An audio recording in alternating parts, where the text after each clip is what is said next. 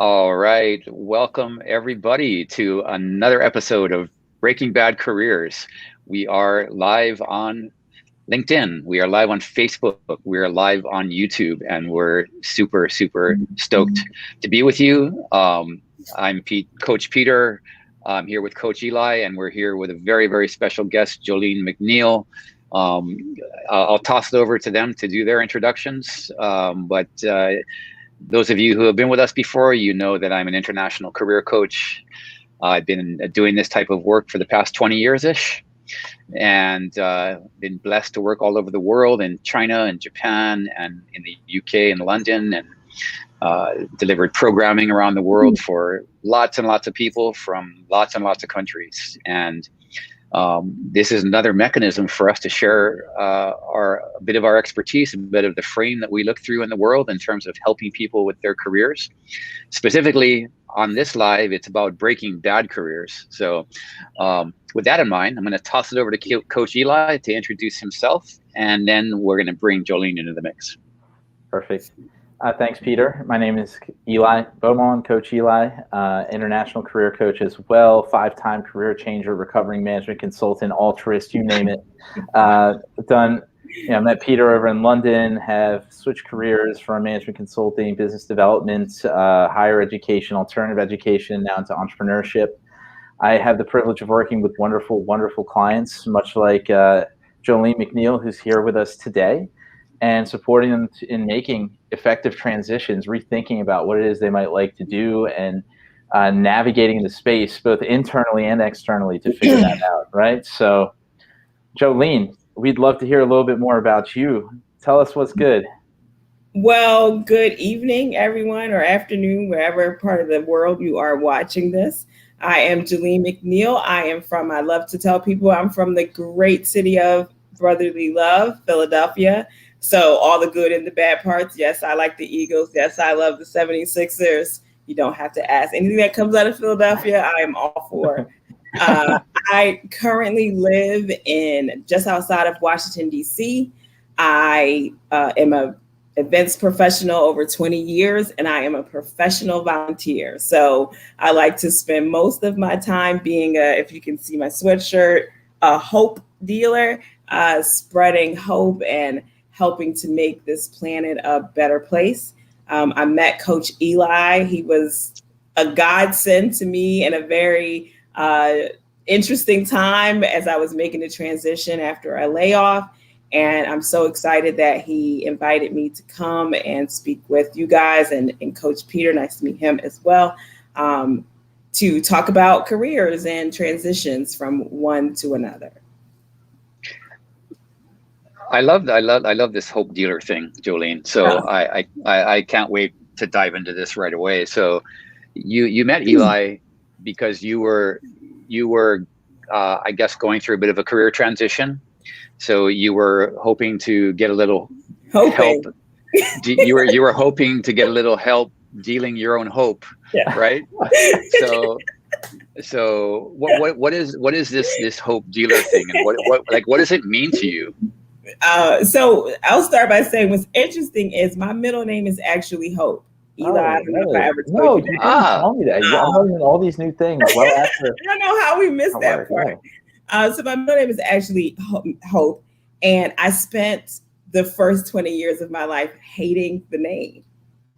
Hating it because you have crushes when you're little, and the guy I had a crush on would always come up to me and he says, "I hope hope is coming out." So he would just do all the play on words every time he saw me. So I was like, you know what? So I never told anybody.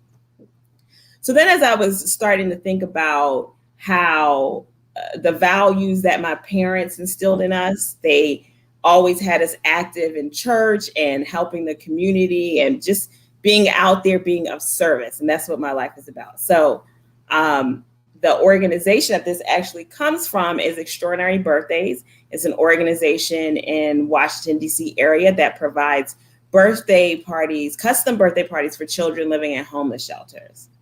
So that's amazing. Yes, thank you. I'm board chair. I started out as a party planner. I'm still a party planner. And so we started out, our mission is inspire hope. So I was like, oh, the marketing head, being an events professional started working. And I thought I coined the frame, and it's actually trademarked, which is unfortunate, which is why we write EOB underneath so we don't get sued. So we use, I lead an army of hope dealers in my professional and personal life, people who want to make a difference in this world in everything they do, whether it be outside of work or in their families, in their friend groups, and at work. So that's what it means to me. It's not just my middle name that I totally embrace now, Hope, but I like to say it's a way of life. You have to live this in order to get other people on board, right? Like everybody needs to be spreading hope, especially now. COVID, this past year has been incredible. Thankfully, I've had good people in my corner like Eli, who, when my hope meter got a little low, helped me get back up to the optimal level of hope. So that's what it means to me. I'm excited. I love wearing this sweatshirt. I love being a hope dealer. I would show you my phone, but you can't see my phone. It's on my phone. It's just something that I live or try to live every day. So even hope dealers, sometimes their hope meters a little on the low side. Yeah. It sounds like. So tell us more about how you and Eli met. To be super clear, my understanding is that Eli is your career coach. Yes. So tell us more how you guys met. Eli is not a career coach. I told him this yesterday or earlier this week. Eli is a life coach. He is a personal coach, right? And so, yes, he can help you figure out where you want to go in terms of your career. But what Eli is really focused on, and what I didn't know I needed at the time, was to be able to focus on what your passion is and how to connect that to all the parts of your life. So, like you said, you didn't say this. I got laid off at the end of October, like millions of people, particularly in the events industry. And the company that I worked for paid for career coaching. And I have to say that I was not a believer. I was just like, well, listen, they pay for it, so I may as well just do it. And I couldn't have made a better decision. I don't even think we were really supposed to be paired up initially. I think, we weren't, because the first email I got, and then I was like, oh, I can't go to this. So then that's how I got Eli. And listen, I'll miss an appointment all day long if I get matched with someone like Eli again. So we met. He was extremely flexible with me because I had some other things going on. And he really helped me narrow in on the things that I really wanted to do, the things that were of value to me, the things that I was really looking for in a new office, a new job. And he was just the greatest cheerleader. And so, like you said, like it was, it got dicey sometimes. The events industry was, almost decimated, right? Like people aren't traveling, events and hospitality, people aren't traveling. My expertise is in large conventions, so 20,000 people. That ain't happening. That is not happening anytime in the near future. And so it started, well, at least for me, to get a little bleak, like, oh no, like where can I go? Is events the path for me? And so Eli was always there in my corner saying, look, you have the skills, you have all the opportunities. People will love to meet you. That was the best part. Like he was always like, listen, it would be an honor for people to have you work for them. And I actually put that on. Thank you. I put it on my bulletin board because that was just, sometimes you just need other people to say that to you. You can say it to yourself all day long, but sometimes you need other people to say that to you. So he was just really helpful. He was just the biggest cheerleader I could have ever had outside of my family. And we got on really quick. Like, we just made an instant connection. I think we have a lot of things in common. Yeah. So that's how we met. Did I answer your question? That's how we met. 100%. 100%. Yeah, that's awesome. About Eli all day. No, I'm like blushing over here, and I appreciate it. This is why Peter and I do this work, is because we know the ripple effect, the impact it can have. We know people need people in their corner. You want to go fast, go alone. You want to go far, you go together, and that's yeah. See, you always have something cool to say. I love it. The best thing, I don't know if I ever said this to you before, Eli, was like, and I think career coaches, that's their job, and maybe Eli's just exceptional in this way. He really offered me a lot of tools. So introduced me to all types of ways to network and tap into the hidden job market. You like that, right? I used it. Right? In order to get back on my feet. So that was extremely valuable. And I was able to share that information with other people. Like, hey, have you ever heard of this? Have you ever heard of that? So yeah, not just the intangible things that he helped me with. It was really a lot of the tangible stuff. And he read my resume. So that was awesome. Thanks.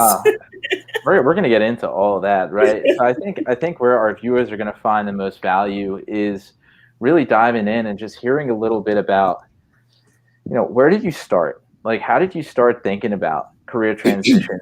As you were in this lower place, it's like, oh man, I'm out of hope. Where do I even find some hope right now? And understanding that, the events industry was taking a hit.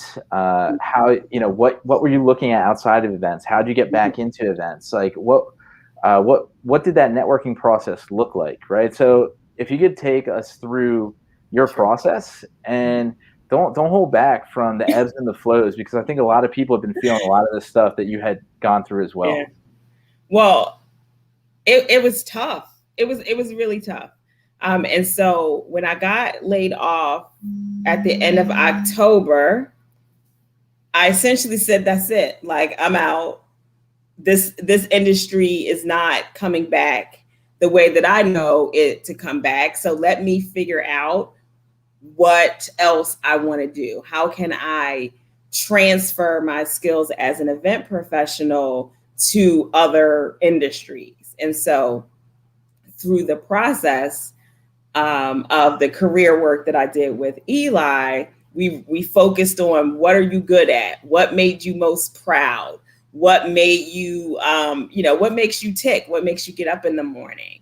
And the first part, and Eli, you don't know this, the first part was easy. Like the first 5 assessments, I was easy working through them because, honestly, even before COVID, I had really been thinking about what I want to do with the rest of my life.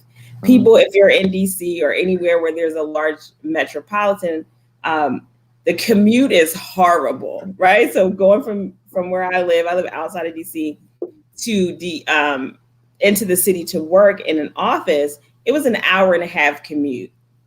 So the prospect of me going back into the city once things open up, I was just like, nope. It has to really be something that I want to do that connects my passion, right? Like at the end of the day, I can say, or I could be sitting in traffic and thinking, okay, well, at least I did good today. Like somebody was helped by the work that I did. So that's what he helped me do. So the first 5 things, I was on it because I was starting to think about it already. What do I want to do? What am I good at? What do I love about what I do? And then came the hard part. The hard part of identifying. And I'm naturally an introvert. I know that's probably surprising. I'm an introvert. So it was go on LinkedIn and start connecting with random ass people, excuse me, that you you can say whatever you want. It's you don't know, right? Like make a connection, but you don't know them. And that was the listen, it gives me anxiety just thinking about it. It was the scariest thing for me to start reaching out to people that I didn't know or didn't know, like any part of connections. And so I did it. I had some backing again. It always helps to have a cheerleader in your corner. I have to say, and for those listening, like most people aren't going to answer you. At least they're not going to answer you right away. So be patient in that process. But also, and what I learned as well as I was doing all the research on LinkedIn, I realized, and here's my tip, one of my tips, you know more people than you think you know. So, 100%. Right. And you know more people in places to help you than you really think you know. So my journey was difficult because I was trying to figure out what I really wanted to do. But I was laid off, but I was never unemployed. So I got a part-time job immediately. I texted. Is that a word? Is it texted? I sent a text to it's a word today. It's a word today. To an old colleague. And we literally worked with each other once a year for 5 years for a convention. And I just sent her a text and I was like, hey, I got laid off. If you have any events work, just let me know. She called me immediately and said, okay, what do you want to do? I said, I don't know, like whatever you need me to do. And she was like, okay, I can give you health insurance, but I know you're making a lot of money, so I can't give you the money that you want. And I was like, I don't care about the money. That's cool. I got a severance. I need health care. So that was my priority. And that was a struggle for me as well, is to ensure that I had health care. So I thought I was just doing event stuff. And then Monday, she introduces me at the staff meeting and says, this is the new vice president of programs. I love it. I was like, oh, was that right? Like that's what we're doing? I'll take it. Eventually, my career goal is to be a COO. So that is, obviously going to help me. And so it goes back to, people and people will help you. If you're putting the right energy out, and I know Eli believes in this too, you put the right energy out, that's going to come back. I worked with that woman literally a week out of a year for 5 years. That's it. Like we didn't talk really afterwards or anything. Like we might have sent texts every now and again and said, hi, how are you doing? But it wasn't like, we were truly, truly colleagues. And so she saw something in me that she said, I can give her this title. She knew she knew I was a hard worker. I had a great work ethic. And she was like, I can give you this title now. What do you want? She said to me, where do you want to go? We're going to write this job description for you so that you can take your next step. Was not without issues. I'm not going to say that. It's always a challenge getting to know people in a different way, right? Like before we were colleagues. And now I reported to her. So there's, communication issues that you have to work through and work styles that you have to work through. But I always go back to, again, you know more people than you think you know. And secondly, people are always watching and remembering who you are and what you do. So the last time I worked with her was 5 years ago. Right? Like, and almost, very little contact. I just sent an email a text and got a job and got healthcare out of it. And so that job was part-time, allowed me the flexibility again to really focus on what I wanted. Again, bumps in the road. I can't sit still. It's very hard for me to not do something. So I took all the classes I could take. I was in a UPenn, a University of Pennsylvania class. I was taking a new event certification. I was working 2 part-time jobs. I was like crazy. And which a lot of people have had to do, right? Like you have to pay your bills if you want to keep your house, if you want to, keep your car, keep your car. And I just got a new car. Anyway, If you want to be able to keep those things, then you have to do what you have to do. So I was worn down a lot trying to manage all of that. And so you had asked about like the hope meter getting low. And those were those times when you're just sitting there like, how long am I going to have to wear myself down, like doing all these things to manage this, this new life that you have. But fortunately, again, back to people are always watching. One of my alumni, I went to American universities, and I was on the American University Alumni Board with the gentleman. I just met him on the board. Like we had no previous dealings, built a relationship there. He called me one day and said, would you like to do this? Oh, that sounds cool. Sure. Why not? 3 weeks later, he calls me. He says the human resources director is going to call you. You'll start next week. Again, 2 jobs, didn't have to, like no interview. No one asked to see my resume. So I've been lucky in this process. I have to say that. But it has reinforced to me those lessons. People are always watching, even if it's not a work situation. Like I volunteered with this gentleman, and he saw my work as a volunteer and decided I can trust her to give her this job. And again, health insurance. And then the other young lady, she saw me and she gave me a job. So, I always go back to that. Like where are the lessons that were learned or made more concrete? You never know who you know. People are always watching. And then the last thing is making authentic connections with people. Like things just aren't like, stop being transactional, right? Like I can do this for you now, or you can do this for me now. Where's that ever going to get anybody in life? Doesn't feel good. Right? It does not only does it not feel good, it's not good in the long run, right? Because you can't ever go back to that person and say, hey, can we do something else together? If it's always just superficial. Eli, you have a good heart. That's why you said it doesn't feel good. So it just reinforced to me, like make real connections with people. It's not that difficult, right? Like everything is not about where you live, like let's go out to eat, like talk to people, get to know them. And going back to Eli, and this is going to be like, Eli did not pay me to say all these things. Really, he did not.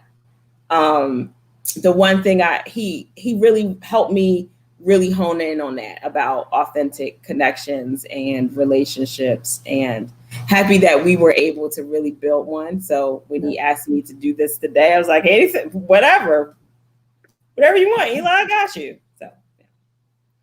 So you had asked about the transitions. It's been difficult. It has not been an easy road. What has helped me is having my family in my back as a cheerleader, Eli as a cheerleader, and people who saw me in different areas of my life really looking out for me. And the last thing is, don't be afraid to ask for help, because I was really not going to tell anybody that I got laid off at all. It took me, I told that friend the day of my last day, I told her, but I didn't tell anybody else for like a month because I didn't know how to tell people. There's so much shame that comes with being unemployed, right? Like, even if it's not your fault. And I think a lot of people understood people being unemployed during COVID. But there was a lot of shame to it. Like, oh no, how am I going to take care of myself? Are people going to pity me? And, all this stuff. But really, I just found that no one pitied me. They just asked, how can I help you? How can I support you during this time? So that's my last tip. Like, don't be afraid to ask for help. That is, I love this story. And that last point in particular is beautiful. The other thing, the other thing I'm hearing in your story, in addition to all of the points you brought up, is you don't necessarily need to know the how. You don't need to know how things are going to unfold, right? I think we put a lot of pressure on ourselves to need to know exactly how to do something or exactly how it's going to unfold, right? But if we're continually putting that positive energy out there, which it sounds like you are a master at that throughout your entire career, right? You're a hope dealer, right? But if we continually put that positive energy out there in everything that we do and every interaction we have with another human being, and not worrying too much about the how, but doing a little bit of work to clarify a bit of direction and taking baby, small steps every single day in a direction, not worrying about the results, that the results will come, right? And in your case, it came in the form of 2 offers, which is awesome, right?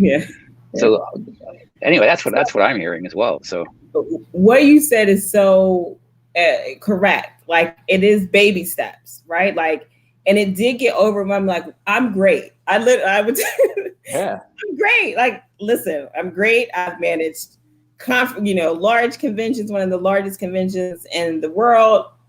I've done all these great things. And so when people don't immediately recognize that is a mind, I won't say the word, that will do a lot of things, or can have the possibility to do a lot of things to your self-esteem, because we connect our worth to our job a lot. And I've learned that in this process, that's what I spent a lot of my time doing that, which is just dumb to me, because I do so much outside of work that I don't want to say the job is not meaningless. But when I think about number one, the percentage of time I spend outside of work and the percentage of time I spend at work, this one was much larger. Like, I spend 70% helping the world and volunteering and being a Girl Scout troop leader and planning birthday parties. Like, that is the stuff that is important. The job is important because it pays for me to do all those things. And that was the biggest flip for me, is to understand that my value is not in a job. My value is in who I am and how I help people. So, yeah.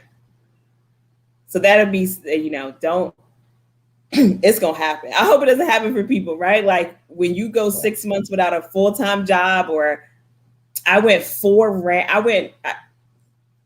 rounds with a company, and then I saw the job posted again with no one told me, right? Like, yes, you've met with the vice president and the president of the organization, but we're just going to go ahead and post this job again. And, so that did a number on me, almost like, who you? Like, I'm awesome. What are you talking about? And then you start thinking, maybe I'm not that awesome. But I turned that around really quickly. I know I'm awesome, but it will set you back a little if you let it. And the key is, like you said, Peter, to take small steps every day.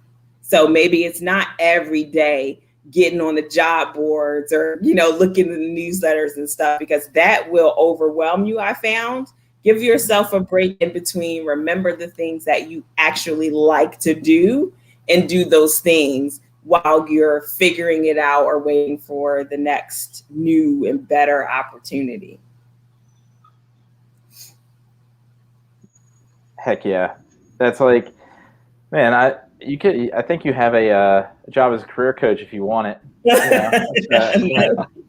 Leave that to the experts. Yeah.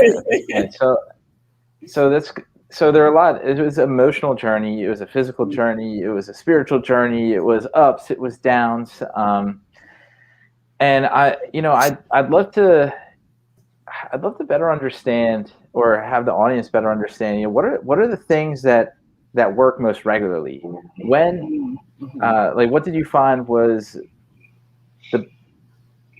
what gave you the highest success rates when landing conversations, making strides to get the results that you were able to achieve, which we'll let you share that as well.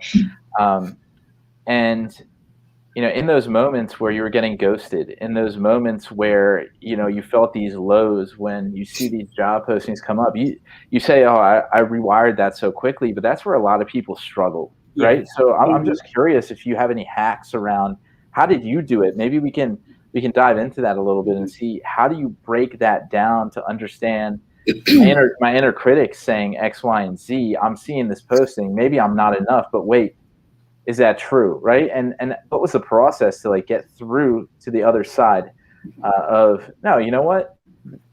They don't get to have me. Someone else gets to have me who's going to appreciate me, right? And that's not an easy thing to do. It is not. So the two things, the first thing that really helped me before I get into like the hacks that helped me get through, going back to you don't know who you know, right? Like that trick that you taught me about LinkedIn and seeing all the connections, never would have done that before. So that was really helpful because now you can see who you know that worked at that company, or going through your university, your university LinkedIn page to see who are those people in maybe your career field that you can make connections with. And then they already you have something in common already, right? They wouldn't be affiliated on LinkedIn to your university if they weren't somehow amenable, at least to say, hey, I'm in my case, American University graduate. The second thing, going back to what I said earlier, asking for help. So once I told people that I got laid off, every day somebody I knew sent me something or said, hey, let me introduce you to X, Y, and this person who may be able to help you or give you advice. So I came out of this because I just accepted an offer for a full-time position that we'll get into in a second. Came out of this and I met so many other people that I would never have met because, again, I'm an introvert and that's really not my thing to like just go up to people to ask, to say hello. Unless I'm talking about extraordinary birthdays, and that's a totally different conversation. But how did I get through it? Hard, right? Again, cheerleaders. But for me, it was like, okay, well, I had this much success before, right? Like I've had 20 years of success.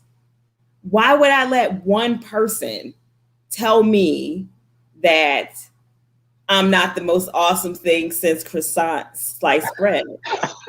Croissants are so much better than regular sliced bread. I love that. Yes. How about sliced croissants? Yeah. There's that too. Like who I it did for a second. And the only thing I can share is remember who you are. Like you've clearly gotten to whatever point you are in your career. And I was a director, I was leading a department. Like there are 50 people that tell me I'm awesome. One little slagger is not going to be able to tell, long term, like for me to believe one person telling me that it didn't work. And really, as a spiritual person, I believe that what's mine is mine already, right? Like I won't have to, I'm probably gonna have to work for it, but no one is going to be able to tell me no for something that's mine. And so the key for me was to always keep that in mind was that ain't for me. They suck. They're going to, they're going to get somebody so much worse than me, right? Far, far inferior. But I had to just always keep, for me, I can't let someone who doesn't know me put that value on me. You don't know me, right? Like you meet me in a 2-hour interview or in some cases 10 hours of interviews, but they're not asking the questions that get to you. So you have to make the switch. Again, like I was saying, like, don't put your value in that job, right? Who are you? They're asking about your skills, and y'all know, and people who are listening as you're interviewing, they're asking you about your skills. They're not asking about you. So if you find that, one job was looking for this skill level and you really wanted that job or you want to stay in this industry, go get that skill. It does not mean that you're dumb or stupid or unprofessional doesn't mean those things. It just means that you don't have that skill, which is different than you suck. So I think that's it. No, go ahead, Jolene. No, I was saying the other thing that I did, which is rather corny. It is rather corny, but it helped. I bought a bulletin board. And so every morning, as I'm leaving my bedroom, there was the thing that says your value is not in your job. What's yours is going to be yours. So that's helpful too, for us visual people to be able to see that. And I know it's hard because I'll tell this one quick story. Like this one company, like your convention is like 8,000 people max. And you're going to tell me no? That just means, you have bad judgment and I don't want to work for you anyway. So, oh man, sometimes you have to turn it around too in that way. Like it's not about you, it's about them. It's like a bad breakup, a bad boyfriend. Like, oh, it's not you, it's me. No, it's you. It's you. It's you. How do those conversations go? But look, no, Jolene, I think you're bringing up like a super powerful reframe in your story there. That you have a 20-year body of work that is like the fertile ground for revisiting your true value, right? And I'm venturing a guess, but I'm pretty sure that some of the work you did with Eli was around looking at your past stories of success, right? Yeah. And there's so much power in that, and revisiting that 20 years that you've had, and whether it's reboosting your confidence or increasing your hope meter or whatever the term is, it's such an amazing way to say recenter yourself in your sense of self and sense of value, and use that as a springboard to execute what to many people is a challenging transition after being laid off, right? I so think good for you. Good for you. Thank you. Once you figured that out, and everyone's on their own journey to figuring that out, like my timeline won't be the next person's timeline. It will really center you, using your words, as you move into your next job, or whatever your next thing is going to be. It may not be a job. Maybe you start your own business, Eli. Maybe, maybe you move into entrepreneurship. Maybe you start a nonprofit. Whatever it is that your next step is, figuring out who you are and what you value, not a job, what's important to you, is really going to center you and springboard you really to the next step, right? So, love it. And I know Eli very, very well, so I'm positive that he was able to I don't know if the word is like draw this out of you, or help you like recraft your story of who you are. Yeah. Right. I'm loving this. This. I couldn't have done it without Eli. I mean that. I've said it to him before. He blushes, all that stuff, but it really does he blush? He never blushes around me. Maybe because I'm a girl. Someone said to me a long time ago, like, find your own board of directors, right? That will help you make the important decisions in your life. Eli is like an ex officio board of directors now, for Jolene Incorporated, because that is just, I never knew until this time how important it was to have people in your corner. And maybe they couldn't offer a job or healthcare, but they offered a joke, or people would randomly send me DoorDash. That's so nice. Really? It's like really, really nice. So COVID, this transition after being laid off has just really made me pay attention more to people. One, value people more, but also to make sure the right people are around you and support you, and that you're offering that, back. So, yeah. Eli, I have a question for you. Go for it. Yeah. So, what is it about Jolene that you, as her career coach, life coach, I mean, you and I have worked with thousands of job seekers and individuals in career transition, and we see many flavors of individuals who get various results for various reasons. This is an incredible success story, and there's so much positivity and positive vibes in this whole story. What made this a successful engagement from your perspective as a coach? Well, the expectations were clear. We set those up front, right? Jolene understood that being coachable was one of the most important aspects of this process, right? You had to understand that we were going to go through a framework, go through a methodology. Not everything is going to be peachy all the time. Things are going to come up. Emotions are going to come up. Limiting beliefs are going to come up. And the thing that really made Jolene successful, she would share what was going on inside of her with me, right? There was a certain level of vulnerability that she was able to have, which stopped me from having to guess and do the guesswork.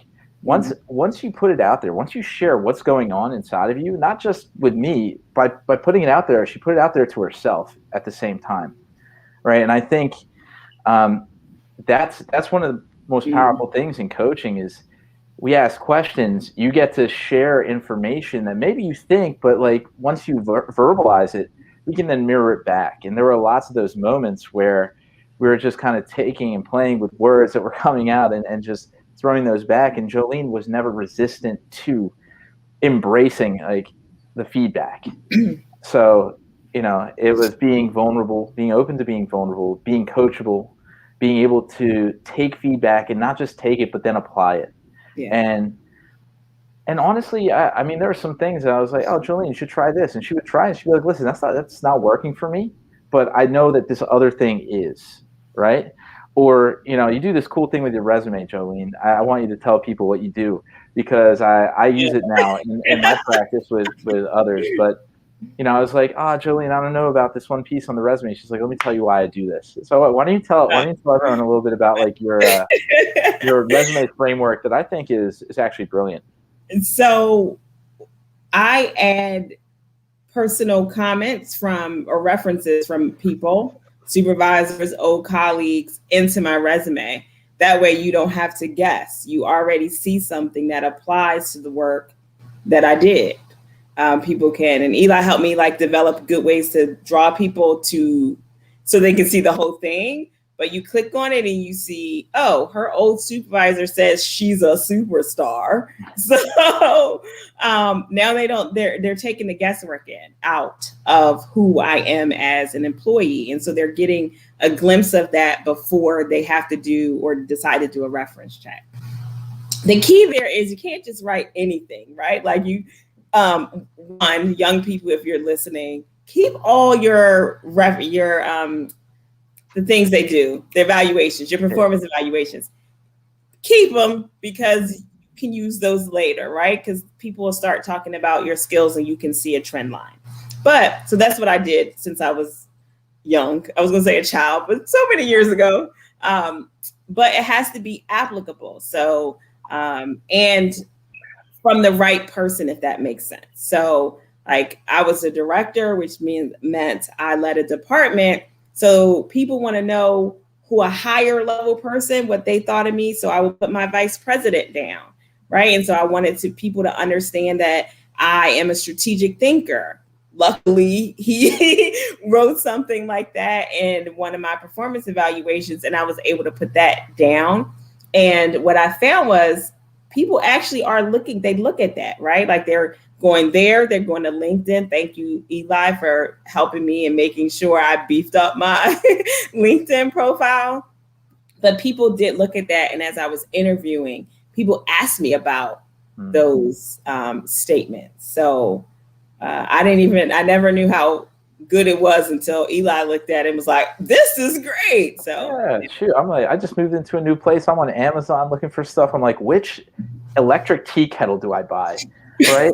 Actually, no. Actually, there's this vacuum. I was looking for a vacuum, right? There's this I'll promote it right here. It's a Miele CX1 vacuum. Like, it's a $500 little vacuum. It's expensive vacuum, but I told my girlfriend, I was like, I hope that in my eulogy, people talk about. I hope in my life I have the impact this vacuum has made for people based on the reviews that people write about this thing. You know what I mean? But I always go to the reviews, right? No matter what you're looking at, you're going to the reviews.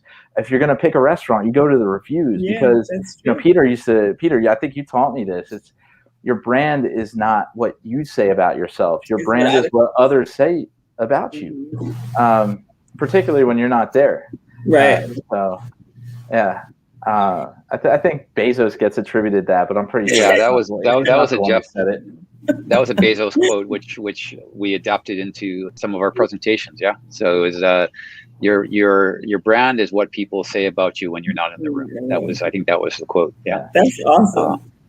Eli, you had said something to Peter's question about what made me coachable or success story. And I think that one of the things you said was really important for people to really hone in on. Like, you have to want to do this process. You can't hold back. You have to jump in 100%, both feet, every week or every other week, however often we met, do the assessments, and make the connection. You talked about vulnerability, and I think that's what made the process, at least for me, a lot easier. After having some initial skepticism before I even met you, I was like, what up? But because I opened up to you and then you opened back up to me, like, then it becomes, okay, I'm not in this by myself, right? And so the relationship and the process is going to be much easier for people when they open up, because then your coach is going to be able to help you refocus and get back on track. But if you're not sharing those things and being open to those things, then it's the process, you may as well just call it quits. So, and the other thing is, Eli held me responsible and accountable to the work that we were doing. Not that it was that difficult, right? But there was absolutely some stuff that I was like, I don't want to do at all. Like, nope. The whole like cold LinkedIn emailing people. I think we spent 30 minutes on that, and I was like freaking out, sweat dropping dead, anyway. But knowing someone was invested in my success because we had already made like steps together made it easier to do that. So I end that by also reiterating, re-emphasizing that you have to be open to the process and do the work, or it's not going to work. As they say in Philly, trust the process, right? I was about to say, you have to trust the process, yeah. And your coach is going to be as good as you are, right? Like, what you put in is what you're going to get out. If I had given up on myself or the process, nothing Eli would have said would have helped me, right? And that process helped me tremendously. So that's cool. Well, we got like 10 minutes left, and I'm curious. Now that you've been through the gambit, you've successfully been able to pivot and find. Well, I don't want to ruin it, right? But like, talk to us a little bit about the last leg of the journey, right? What's it been like over the course of the last month? What have you been juggling? Back when we were working together, we had gone through a lot of research to say, oh, maybe it's community engagement. Maybe I want to be like a VP of engagement. Maybe I want to do and really focus on employee engagement. I want to be a corporate social responsibility head. Or there were so many options, right? So how did you narrow it down?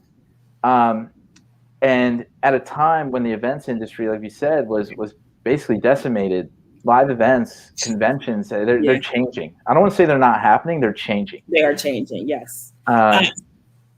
The last month, I will say I was like in the fourth round of 2 positions. But what focused me. And like Eli said, we were talking about like corporate social responsibility and community engagement. The key there is I wanted to make an impact. I wanted to know the work that I did, the company that I worked for, they were centered in equity, centered in diversity, centered in making a difference in the world. So as I was looking for positions, it was about positions, but it also was about the company. So I wasn't just like, I don't know, trying to be director of events at a sneaker company. I made that up. It was about where can I go that we're aligned, right? So I kind of left the community for other reasons.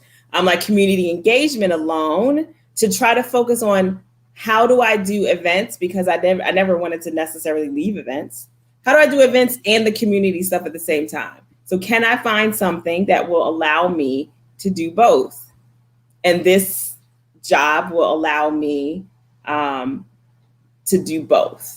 Right. And it's not equal, right? I am director of conventions and will be director of conventions beginning next week. But I will have the opportunity to really engage and lead the team in how we engage our members to come to our meetings, how we get them to be speakers at our meetings. And so that was the connecting piece. Can I do this? If I can do this, then we can plan conventions for the next 20 years. Yeah. But how do we make it more aligned with the work that I want to do? So that's what I was doing in the past month, like really looking at it. What makes sense for these values that my career coach really helped me identify? Where are the companies that match this? And so it really was spending a lot of time on mission statements and vision statements on companies. And so, 2 weeks ago, I think, was it? Yes, gracious. I accepted the position. I haven't made it public yet, but American Public Health Association, I will be director of conventions. So really excited about the opportunity, particularly as you were saying, like events will look different. Yeah. And one of the things that motivates me as an event professional is to be able to reimagine what we can do, how we can engage with attendees, both potential attendees and current attendees, and the inclusivity that I think COVID has allowed us to pay attention to more. So it's an exciting time to be in the events industry. Look, I'm like a lot of people. I never thought that I could get back, right? Like all of us are looking at the same jobs. I'm one of the lucky ones, right? I was able to make connections. Again, back to connections. I went to college with the director of human resources. Not that that's helped, really helps me in any way, but I was able to be like, hey girl, by the way, I just sent my, my resume in. Obviously the hiring manager and those people had to look at me and then go through the process. But going back, you don't know who you know, and use LinkedIn. Lord, I never thought I would say that, but use LinkedIn, use Scrap, get those email addresses and reach out to people. So that's what I've been doing the last month. I've been closing out the other 2 jobs that I've had so that this week can be a vacation the next couple of days. So that's awesome. Man, we got to celebrate you, Jolene. Thank you. It's not easy. Everything you did was so challenging. Navigating the space, digging deep within yourself, looking at yourself in the mirror, going through the ebbs, going through the flows, really like going through processes where they question your value, right? And they challenge your value, and being able to pull yourself back every time, going through processes where honestly, and I'm seeing this all the time, recruiters are just ghosting people. They're not responding back. Sometimes they're giving too much information, right? They're giving back way too much information, feedback that's not even necessary. That you're like, well, I didn't need to know that, right? And it's right. It's just Yeah, it's a stressful environment to be job seeking. So I suppose, what advice can you give to others in the event and live entertainment space when it comes to getting back in at this point? What do they need to know? What are some things that you're seeing that's going to make a difference? When you're looking to hire more people on your team in the future, what are you looking for now? What I would be looking for now, and what I would recommend to everyone in this business, if you are on the supplier side, on the planner side, get your digital event strategist certification, whether it be from PCMA or MPI, get that certification, because hybrid is not going away. This is the way we're going to be doing events now. And so hiring managers are going to be looking for that certification. So do that. And how you get back into it, I feel like a broken record. You know a lot of people that you don't think you know, right? Like, as an event planner, I knew a lot of hoteliers. I knew a lot of vendors. And we're all kind of in the same boat, but people hear things and know things that you don't know. So, for instance, I was just offered another one. I was just offered from an old colleague a position that I can't do because I just accepted a full-time job. And so now I'm thinking like, okay, I know all these like suppliers or planners who are unemployed. Who can I recommend for this job, right? And so it's about, again, using your network, even the ones you don't think you know, using them, putting it out there that you're looking, because I just think people will help. And again, training. Look 3 steps ahead. Maybe your next job isn't the director of events. Maybe you want to be like, I want to be the COO. What's going to get you there? So in this time, be preparing for that next step. And there are tons of free stuff that you can do. Harvard has free classes. University of Penn has free graduate level classes. So look into what's going to take you, maybe not the next step, but the 2 steps in front of you. Great advice. Well, I hope it was helpful today. Are you kidding? I think like if everyone could just listen and digest what it is that you shared. Everyone's on their own journey, and it's helpful to hear these things, but I think people need to experience it for themselves, and they need to navigate that space. And the only way to get to the result is you got to go through. Yeah. And don't give up hope. Yeah. Don't give up hope. So yes, you've been extremely helpful. What are your thoughts, Peter? Any closing thoughts from you?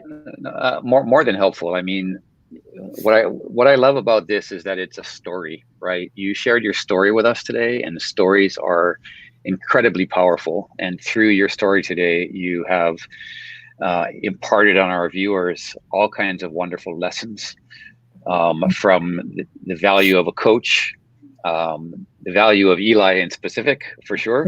The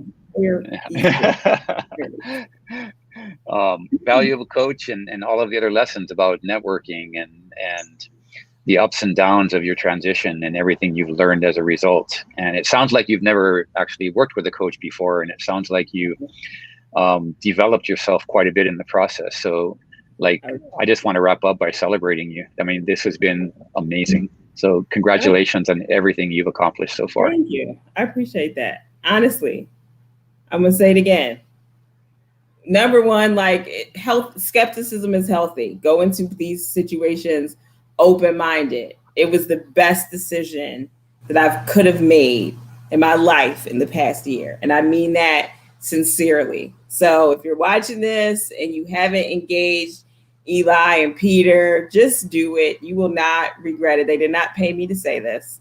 You will not regret it. Honestly, you will not regret it. And thanks so much, Jolene. And on that note, if anyone is listening in, you can book free discovery calls with Peter and I. We take 30, 45 minutes, and if you just go to yourcareerstrategy.com, there's a link to just book in time to just speak with us. We'll support you in navigating through a coaching challenge.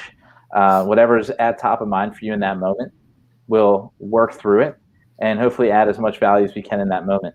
So, navigate there, and we're always happy to help. That was a good throw in. I didn't know you were going to say that. So, yeah, good job. Oh, so you kind of teed us up. It wasn't even planned. I love it when magic like that happens. But yeah, thanks so much, Jolene. Awesome story. Coach Eli, you want to take us out, or are we all done for today? I think that's it. So if we could, I'm gonna give you the biggest virtual hug I could give you. 100% big hug. One of these days, I'm gonna get to do that in person. I cannot wait. Yeah. And good luck with everything. Good luck in the new role. We're setting up quarterly touch points, so every 3 months or so, we're just going to touch base and see how things are going. And that's another really great way for you to keep in touch with people that you really like. Mm-hmm. I think it's just don't say, oh yeah, I'll talk to you soon. It's set a recurring meeting and have it pop up at a time frame that you think is going to work. If you need to change it when the time gets close, you can change it, right? Because life happens. But for the people that you want to keep in your board of directors, right? I think it's important to set up regular touch points. So, that's the last piece of wisdom. The last gem for today. Yeah, the last gem for today. And we'll wish you all well. We'll see you back here in 2 weeks. Jolene, much love. Thank you so Peter, much love. Thank you, guys. All right. Good night. Take care, everybody.